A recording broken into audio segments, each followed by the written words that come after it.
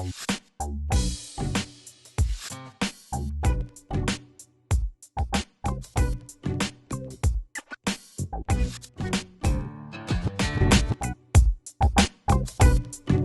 guys, this is a body sock.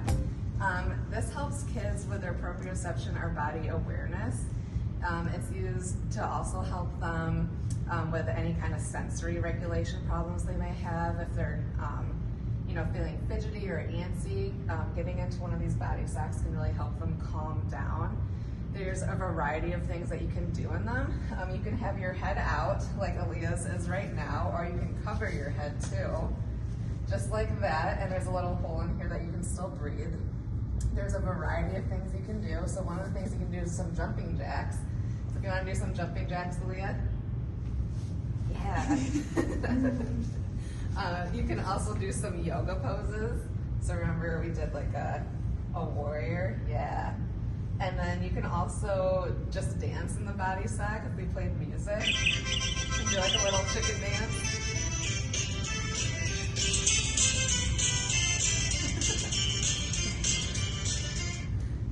Okay, and then you can use this body sock as many times as you want. You can use it in a classroom, you can use it at home if you have it. It's really easy to transport. You can just fold it up and it goes really well in a backpack or a purse or something.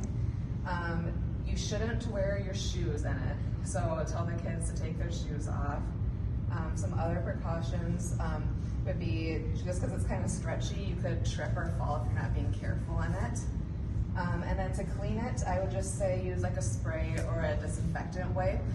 And you can also put it in the washer and dryer as well. And that's it.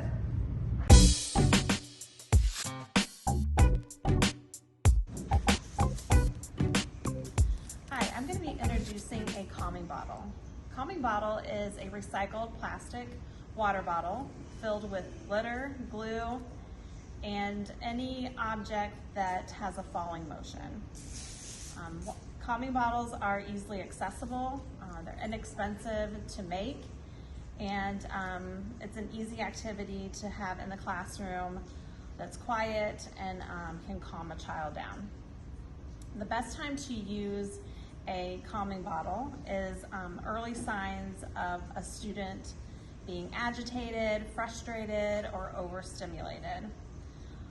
So what you want to do is have the student pick out a bottle that they want to use, locate a place within the classroom that is quiet and less distractions, and then allow them to do a few activities with the calming bottle to help their heart rate go down and help them to calm and be relaxed. This process might be done with the teacher for the first few times, but then after that, the student should be able to ask for the calming bottle when they feel emotionally dysregulated. So a couple activities that you can do with the calming bottle is some breathing exercises. So what you'll do is you're gonna flip the bottle over and then just kind of inhale slowly until everything just kind of settles and becomes calm. And then you're gonna flip it back over and exhale slowly until, again, everything settles down within the bottle. So this is just a good way to focus and concentrate on your breathing, allow your heart rate to come down, and then also just kind of bringing your eyes to the midline, to the center, to focus on all the objects and the glitter, and that just kind of helps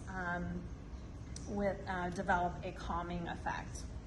Another activity that you can do with the calming bottle is count the objects that are inside. So you can count what you see. You can also categorize, put things in groups. So like you can count all of the purple objects, you can count all the dinosaurs, you can count all of the fish, whatever is in the bottle, you can categorize that way. Again, this is working on visual motor skills.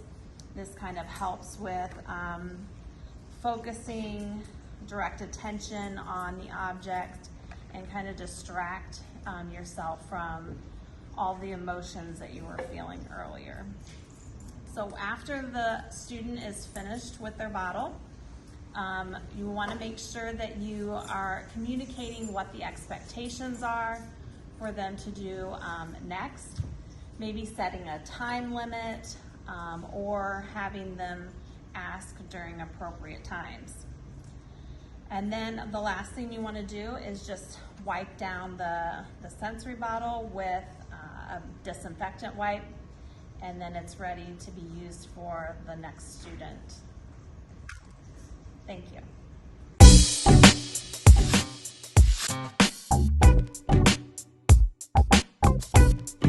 Hello, I'm Nick, and this is Haley. Haley's going to be demonstrating how to use a weighted blanket. Weighted blankets have material sewn into them. They have different sizes and weights for all different sizes of people.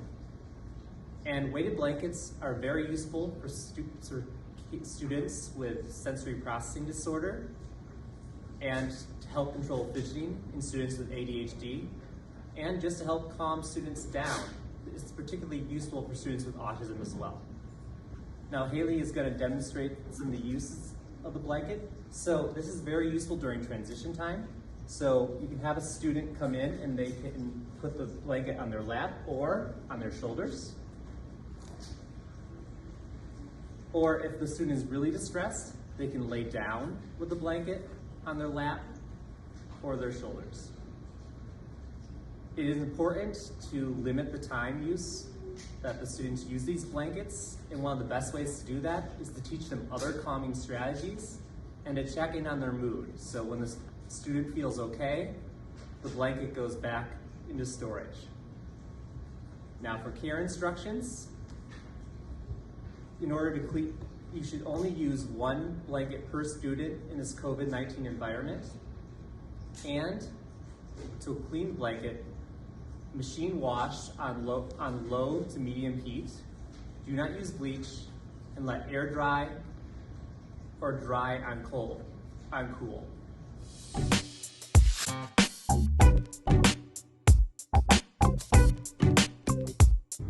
Alright, so we have 3 sensory items for you guys today. We've got a stress ball, we've got a fidget block, and a fidget string. All these are great for interacting and relieving stress and anxiety, and it's also really good for developing some motor skills in your fingers, especially the fidget block. That one has multiple different kind of items that you interact with on each side. There's a clicker, there's a slider, there's a roller, there's all kinds of things. This also helps with stereognosis, which is the ability to identify things by touch alone without even having to look. So as she's playing with it, she doesn't have to look if she didn't want to, and she can identify which part is which part on the block. Over here we have the sensory fidget string, and this one's more creative based. You can tie it in knots, you can spin it around your hands, you can hold it halfway and flip it and both sides. You can do lots of stuff with that. It's also really soft, and it's really great for the texture and feel. Some considerations of all of these is I would not chew them or eat them. That one will most likely break and you can swallow it or choke on it. The fidget block, it's plastic, so if you chewed that and you broke it, it could potentially cut you. That's not good. And you don't want to chew this one because then it won't look nearly as good. Also, with this one's pretty sticky, so I would keep it away from other materials like litter or pencil shavings. Don't drop on the ground if you are able to, because then it can collect dirt potentially. But also with that being said, we can also clean all of these with sanitation wipes or wet wipes and some soap, and that should be okay. So, thank you.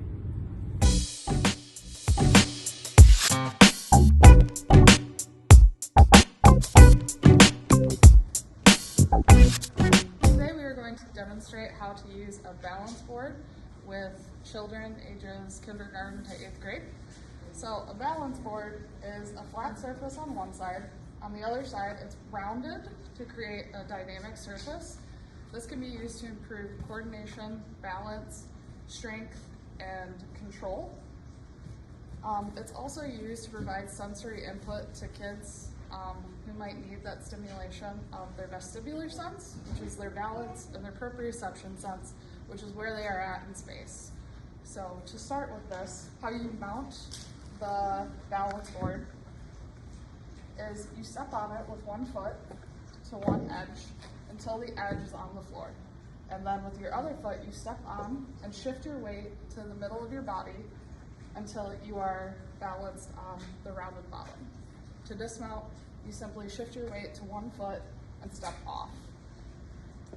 Some activities you can do with this are you can have kids stand on it and practice doing their times tables or vocab words like this. Nick, spell accelerate. ACCELERATE.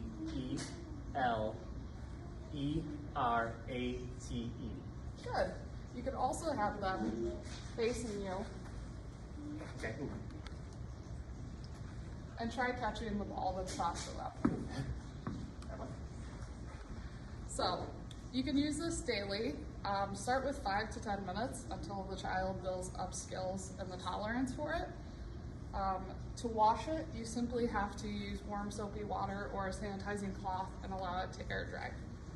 Some precautions with this is to know that there is the potential for falls, so you want to have it in a clear space with possible padding, but keep it away from tables and chairs where the child could get injured if they were to fall off.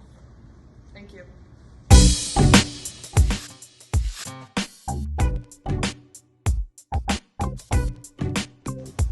Hi guys, my name's Angela and I'm going to be going over the benefits of a kick band.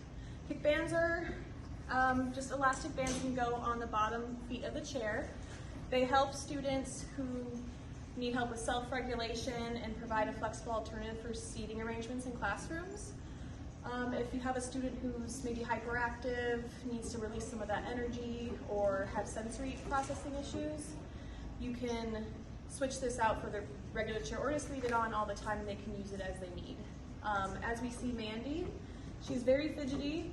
She could be causing a distraction to the students at her table. So Mandy, do you want to try switching seats? Sure. Do you want to move your seat over here and I'll put this one in place? Yeah. There you are. So it just attaches at the bottom of the front 2 legs. She can either bounce her feet up and down, or she can kick it with the fronts of her feet. And in this way, it's not distracting to the other students, and Mandy still is able to be fidgety without causing distractions and can still learn to her full capacity. So, thank you.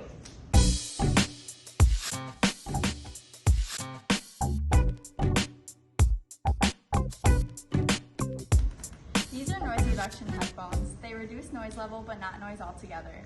This is so the child can hear things if he or she needs to. This helps in emergency situations so the child can still hear their name being called.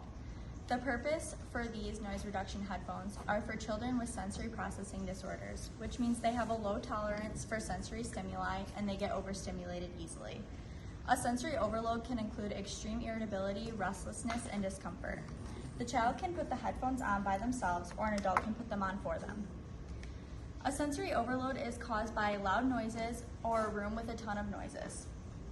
Some areas in a school where this can occur is in the lunchroom, even in the classroom, and a school bus. These headphones can be used whenever and however long they need to, and they are not needed if there's not going to be a lot of noise.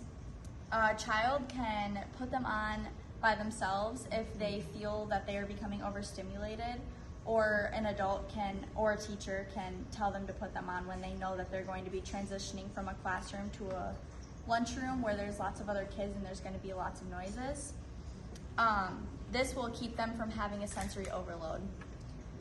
To clean these headphones, you can just take a disinfectant wipe and wipe them down after every use.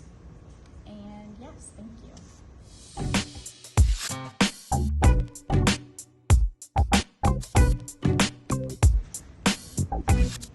Hi everyone, these are sensory bags. They have been made with hair gel and water, as well as various items inside, such as sequins and googly eyes and beads.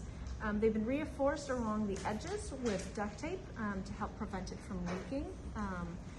They are in plastic bags, so they're easy to clean with disinfectant or with soap and water. They are great to use to move objects around. They can be used to categorize the various objects into a corner. They can also be used to practice writing numbers and letters. So a time to use them could be in the classroom if you've got a student who is trying to learn to write letters or numbers and is having a harder time sitting still. Another time that they can be used would be to help introduce a student to different textures because they've got the gel and they have the different items in there. And so it's a great way to practice feeling different textures. They are made with plastic bags, so they're not indestructible. So use caution when pushing the items to the edge. They're fairly sturdy, but they could be punctured by the items inside if used too aggressively. Thanks, hope you enjoy.